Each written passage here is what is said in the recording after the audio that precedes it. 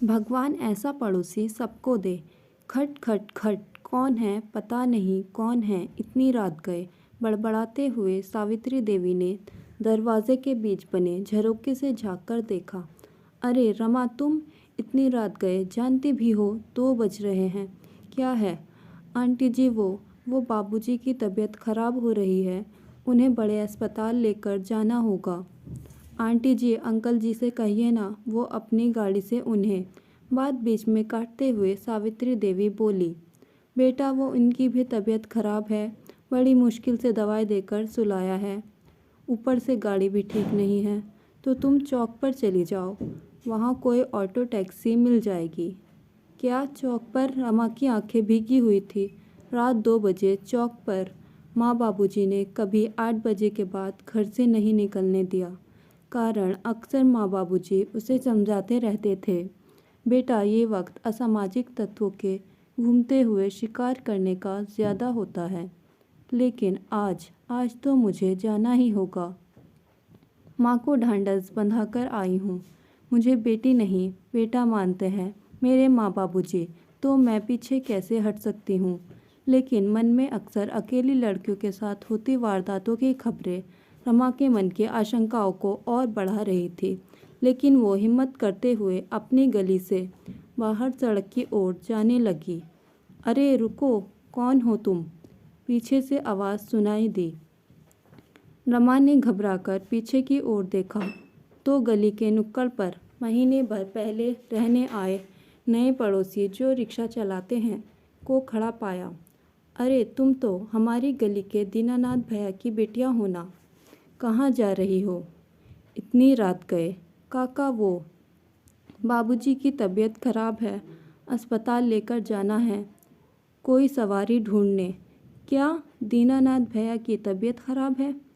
बिटिया तुम घर चलो वापसी, कहकर वे जंजीर से बंधे अपने रिक्शा को खोलने लगे। रमा तुरंत घर पहुंची। बाबूजी को सहारा देकर उठाने की कोशिश ही कर रही थी कि रिक्शा वाले काका अंदर आ गए। आओ दीनानाथ भैया, सहारा देते हुए दीनानाथ जी को पकड़ते हुए रिक्शा वाले ने कहा। अरे बिटिया, भाभी जी कुछ नहीं है, सब ठीक है, अभी डॉक्टर के पास पहुंच जाएंगे। पिछली सीट पर तीनों को बैठाकर रिक्शा पर तेज़ी से पैडल मारकर खींचने लगा। अस्पताल पहुंचकर रमा के साथ साथ डॉक्टरों के आगे पीछे भागते हुए दीनानाथ जी को भर्ती कराया। देखिए थोड़ा बीपी बढ़ा हुआ था।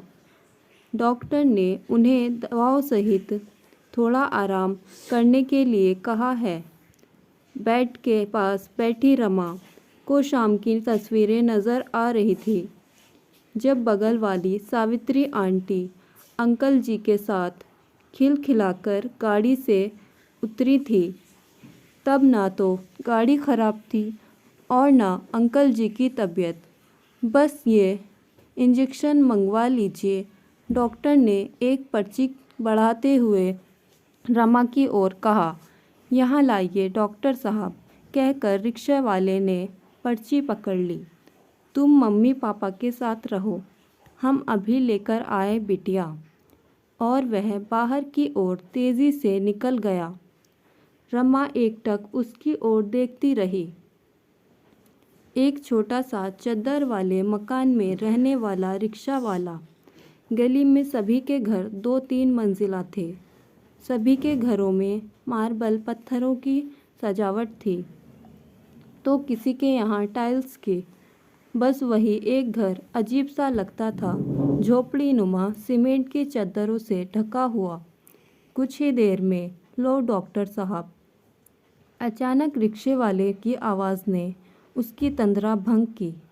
डॉक्टर ने इंजेक्शन लगाया और आराम करने के लिए कहकर चला गया। सुबह 6 बजे तक डॉक्टर ने 4 बार बीपी चेक किया।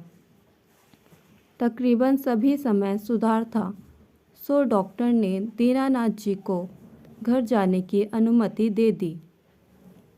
वापसी भी रिक्शे पर लेकर रिक्शा वाला बड़ी सावधानी से घर तक छोड़कर जैसे ही चलने को हुआ, रमा ने बटुआ निकालकर 500 का नोट उसकी ओर बढ़ाया।